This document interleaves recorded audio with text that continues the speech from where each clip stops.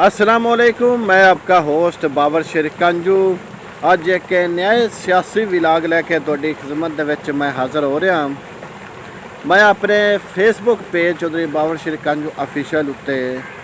एक ज़िले हाफजाबाद की आवाम वास्ते एक सर्वा किया भी ज़िले हाफजाबाद की आवाम वास्ते किहड़ा उम्मीदवार बेहतर साबित होवेगा।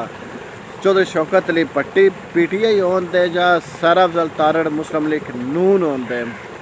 लेकिन उसका जरा हुण मैं आख्या आवाम के सामने बड़ा आवाम को इंतज़ार है भी इसका रिजल्ट अनाउंस करन भी इसका की रिजल्ट निकलता, लेकिन उसका रिजल्ट कुछ और ही साबित हो रहे जरा निकले। तो लेकिन वीडियो शुरू करने तो पहले मैं कुछ दोस्तों वास्ते रहनुमाई करना चाहना भी ਜਿਹੜੇ दोस्त साड़ी पोस्ट तनकीद करते हैं या साड़ी पोस्ट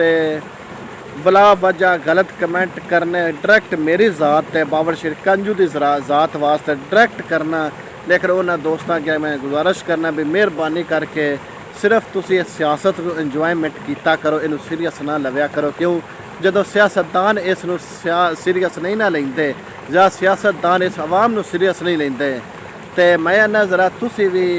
इस सियासतदानां दियां गल्लां नूं या सियासतदानां दे जोड़ तोड़ जिहड़े ना उन्होंने तुसी भी ना सीरीयस लव्या करो, उन्होंने इंजॉयमेंट किया करो, वेख्या करो, हालात का सामना किया करो भी की हो रहे की होने जा रहे तो की हुंदा पे। क्यों बड़े बड़े गलत कमेंट आते डायरैक्ट मेरी ज़ात उत्ते,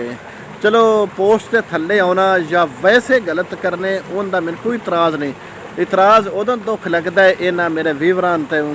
भी एक तो मैं इन्हां दी 24 घंटा खिदमत करना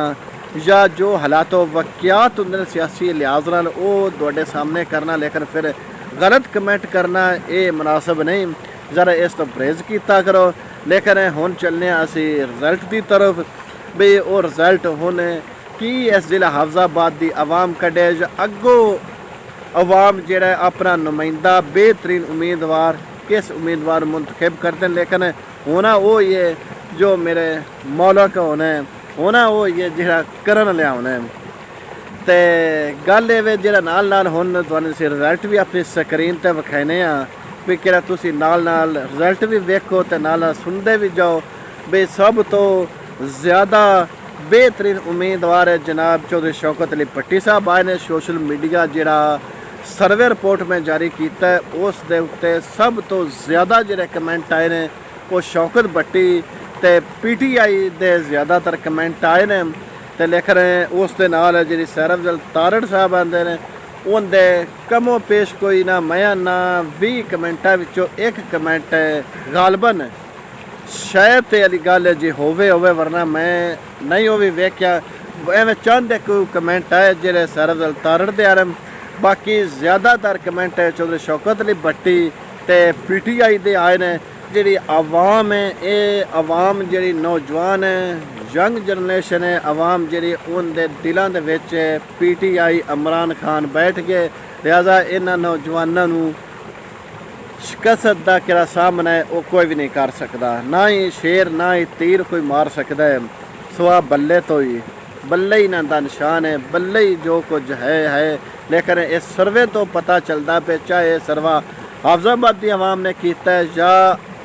दूसरे शहरों की आवाम ने इत्थे किया। क्यों ये कि सोशल मीडिया एक हुंदा है ये आउट ऑफ कंट्री पूरी वर्ल्ड में इनू वेख्या जाता है, इस वजह तो इस सर्वे तो मालूम होंदा है कि मकबूलियत दे विच PTI की इजाफा है। तो इंशाअल्लाह नैक्सट सर्वा भी असी एक तुहाडी खिदमत बड़ा बेहतरीन लैके आवांगे जी आवाम वास्ते बेहतरीन साबित हो।